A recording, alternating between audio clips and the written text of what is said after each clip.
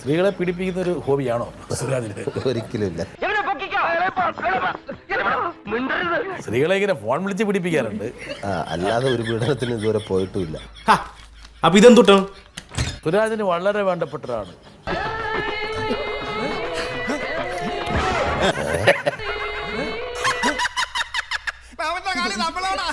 അതൊന്നും പറയണ്ട സാറേ, ശരിക്കും അതൊന്നും ഓർമ്മിപ്പിക്കാത്ത വേണ്ടത്.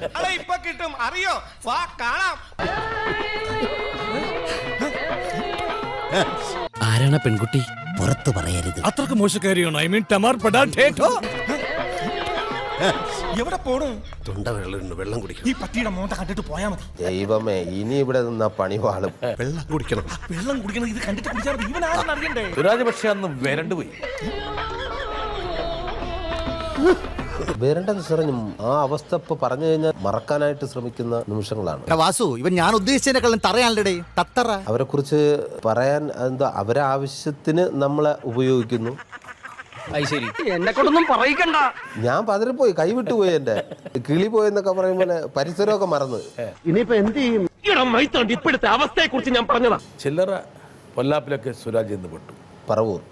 പറവൂർ അതെ, സ്ത്രീ പീഡന കേസ്. സത്യം പറയടാ. പക്ഷെ നമ്മുടെ മണ്ടയിൽ ആരോപിക്കപ്പെട്ടു. അത് എന്തിനാണെന്നുള്ളത് എനിക്കും ഇതുവരെ മനസ്സിലായിട്ടില്ല. അവളോട് കുറച്ച് തവണ ചിരിച്ചിട്ടുണ്ടല്ലാതെ അവളും ഞാനുമായിട്ട് യാതൊരു ബന്ധവുമില്ല. ബന്ധം ഞാൻ ഉണ്ടാക്കി തരാം. ചുമ്മാ അങ്ങനെ ആൾക്കാരങ്ങ് ആരോപിക്കും. അത് ആരംഭിച്ചു. ഇനി പറഞ്ഞിട്ടെന്താ കാര്യം? നമുക്ക് വേറെല്ലാം പറയാം. ഈ കാശിന് വേണ്ടിയിട്ടാണ് എന്നുള്ളതാണ്. ഞാനത് അതായത് മനസ്സിലായി. പിടിക്കുകയും ചെയ്തു അവരെ. അത് അന്വേഷണ ഉദ്യോഗസ്ഥന്റെ നേതൃത്വത്തിൽ തന്നെ പിടിപ്പിക്കുകയും ചെയ്തു.